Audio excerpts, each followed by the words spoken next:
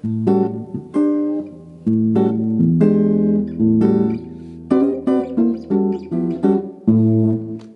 I'm Larry Coryell, and I rock jazz.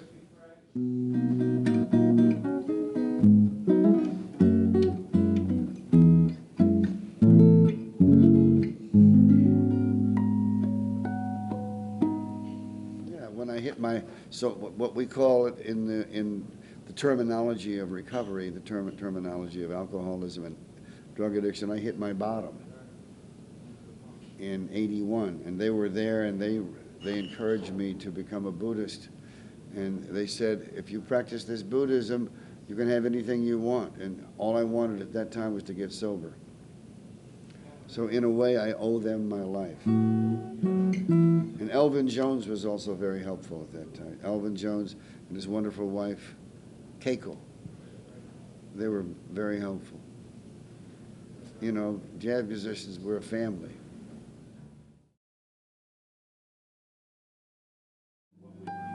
I cannot have changed anything because, for example, all that terror involving drugs and alcohol and the behavior that went with it, if I hadn't gone through that, I wouldn't appreciate the absence of that.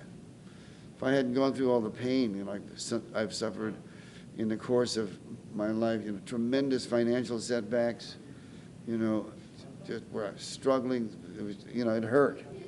But you know, once you right the ship, then you really appreciate being solvent. You know, not having that thing hanging over your head, credit cards, all the debt, and you know, just stuff like that. My time got better because when you chant, I'm yo holding I'm yo holding I'm yo holding I'm yo holding, you go for hours sometimes. When you get into it, it's very steady. It's the rhythm of the universe. So I'm getting into the rhythm and the intonation of the universe by chanting. One nice thing about this trio is that we all hear the quarter note the same way. I mean, we can try to get lost with each other. We can't even do it. We can't do it. What motivates me now is if I have an idea that I want to promulgate upon the public, excuse me, an idea that I feel needs to be made prevalent, then I compose with the intention of making sure that people understand, like, this is the background to my arrangement of Amazing Grace, which I wrote in honor of Dr. Martin Luther King. And then I wrote several pieces about Dr. King. When his church was burned, I wrote a song about that.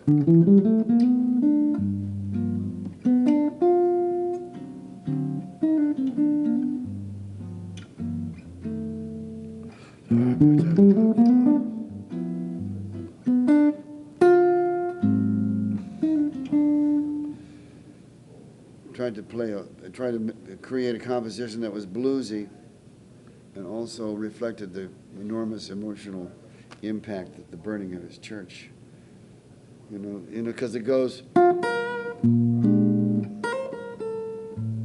a little Ellington.